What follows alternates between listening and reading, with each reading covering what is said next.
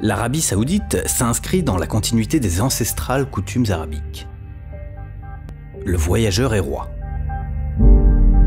C'est à travers les magnifiques montagnes du comté d'Alula que s'est tenue le 2 février 2019 la course d'endurance The Custodian of the Two Holy Mosques, course d'endurance internationale 2 étoiles, 120 km.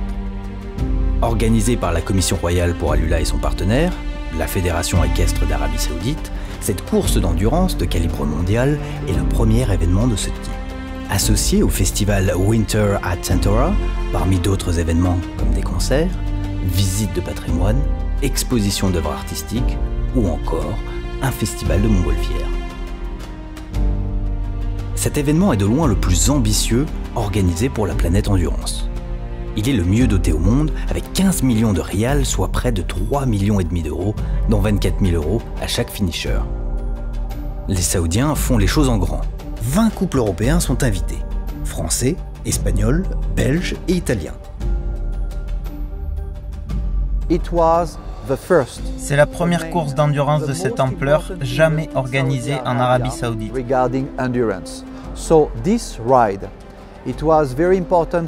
C'était important pour les Saoudiens que cette épreuve soit internationale et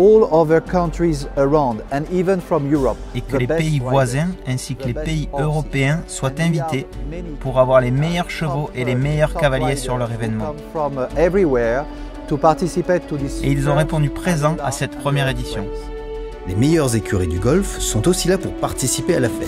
Son Altesse Cheikh Mohammed bin Rachid Al Maktoum a déplacé ses prestigieuses écuries telles que M7 ou MRM. Le prince héritier, Cheikh Hamdan bin Mohammed Al Maktoum, est là avec son écurie phare F3. Le prince héritier du Bahreïn, Cheikh Nasser bin Hamed Al Khalifa, et ses écuries royales sont de la partie.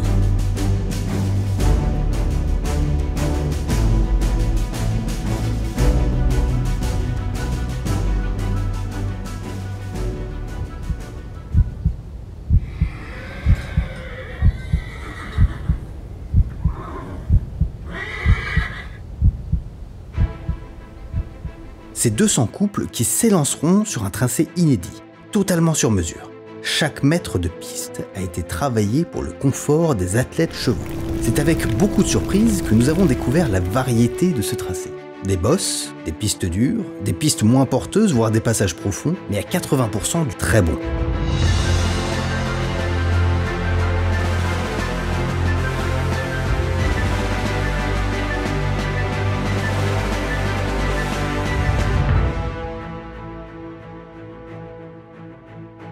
La vraie prouesse ici, c'est qu'en seulement 3 semaines, ils ont créé cet événement. Du désert, ils sont passés à un village d'endurance offrant toutes les commodités pour plus de 1500 personnes.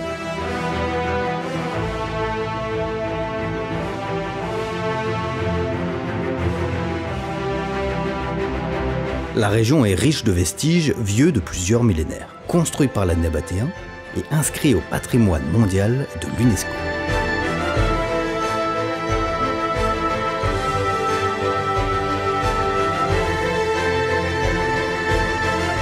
L'entreprise d'événementiel Comendou s'est chargée de toute la partie opérationnelle et construction. Avec un pied à Riyad et un autre à Paris, ils sont soutenus dans leur mission par Havas et bien sûr Fast Track, sociétés françaises, elles aussi, qui ont géré toutes les exigences de notre sport.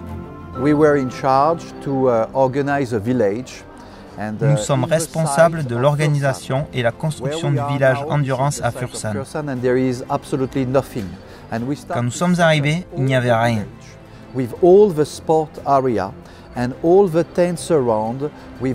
À partir du 10 janvier, nous avons commencé à construire tout le village d'endurance, comprenant tous les espaces sportifs obligatoires à la discipline.